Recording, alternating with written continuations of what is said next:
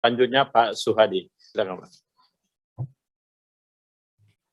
Assalamualaikum warahmatullahi wabarakatuh. Yang saya hormati pimpinan dan anggota Banggar serta para deputi. PN1 penurunan angka kemiskinan. Ini sangat terkait dengan NTP petani yang ditarget 105 107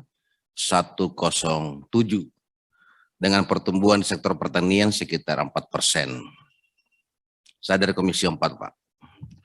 Terus terang, ini adalah angka yang sangat optimis dan saya tidak yakin akan bisa dicapai. Dengan kajian yang tidak mendalam memberikan target 105 NTP sampai 107. Karena saat ini 2022, sektor ini mengalami beberapa persoalan yang mendasar. Dan saya lihat tidak ada di dalam prioritas ini. Yang pertama adalah PMK. PMK ini sudah menyangkiti sekitar 100.000 sapi di luar kambing di 15 provinsi. Jadi tahun 91 kita sudah bebas PMK. Teman tadi di belakang, ini akibat keserakahan terhadap impor sapi yang tidak selektif terhadap negara, daging ya, terhadap negara yang bebas PMK. Ini yang menyebabkan yang pertama. Yang kedua, yaitu mahalnya pupuk dan langkahnya di pasaran akibat harga gas dunia mahal. Di lain sisi, kita tidak melihat bahwa sektor ini begitu banyak masyarakat yang menggantungkan harapannya di sini.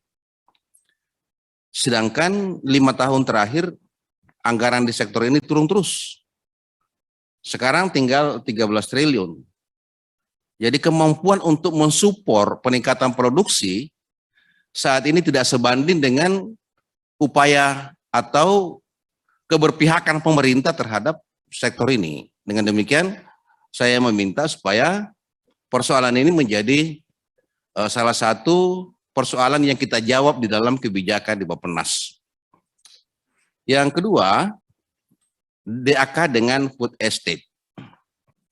Food estate adalah proyek mandi anggaran di daerah itu.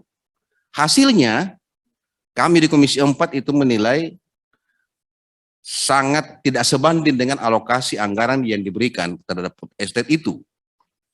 Begitu juga dengan hasil temuan BPK maupun BPKP. Ada persoalan-persoalan di food estate itu. Tapi justru ini menjadi prioritas di dalam kerangka Bappenas. Dan bahkan ada kebijakan Bappenas bahwa bagi daerah yang mendapatkan DAK itu hanya daerah yang mengalokasikan food estate. Ini sangat tidak adil. Justru daerah yang mendapat food estate itu sudah mandi anggaran. Jangan lagi diberikan DAK. Balik ini kebijakan. Jangan yang sudah dapat food estate, dapat lagi DAK. Wah, ini sangat tidak adil. Olehnya itu saya minta Bappenas bisa membalik keadaan ini. Ya, yang daerah yang sudah dialokasikan food estate yang triliunan itu jangan lagi kasih DAK. Tapi daerah yang tidak dapat food estate berikan DAK yang cukup untuk sektor pertanian untuk bisa mendorong sektor pertanian di daerah. Di mana daerah-daerah tidak banyak lagi anggaran yang tersisa baik itu dari DAU karena habis baik itu gaji maupun P3K yang kemarin dijanjikan oleh Dana Jakarta, tapi setelah diangkat diberikan kepada daerah untuk menggaji P3K di daerah itu. Akhirnya DAU-nya mereka habis. Jadi mereka hanya bisa membangun dengan DAK. Kalau DAK di daerah tidak diperbesar, ini sangat timpang pembangunan di daerah itu. Yang selanjutnya PN2 dan PN5. Pengembangan wilayah dan pembangunan infrastruktur. Sesungguhnya ini bisa saling memperkuat. Tapi faktanya justru sebaliknya. Dan bahkan semakin menciptakan kesenjangan di daerah. Karena tidak semua pembangunan infrastruktur dapat dinikmati oleh daerah. Ya, daerah-daerah yang miskin dan tidak bernilai ekonomi tinggi tidak kebagian infrastruktur dari APBN. Nah, ini. Ya, tadi kalau lebih tegasnya Jawa dengan luar Jawa. Nah, ini. Jadi mereka-mereka yang tidak bernilai ekonomi tinggi ya tidak mendapatkan prioritas infrastruktur. Akibatnya semakin terjadi ketimpangan.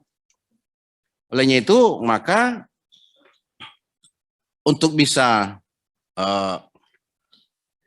menyempitkan ini atau menciptakan pemerataan wilayah, maka saya minta DAK infrastruktur itu menjadi bahagian yang bisa menyeimbangkan. Tapi sekarang ini kan DAK sangat kecil.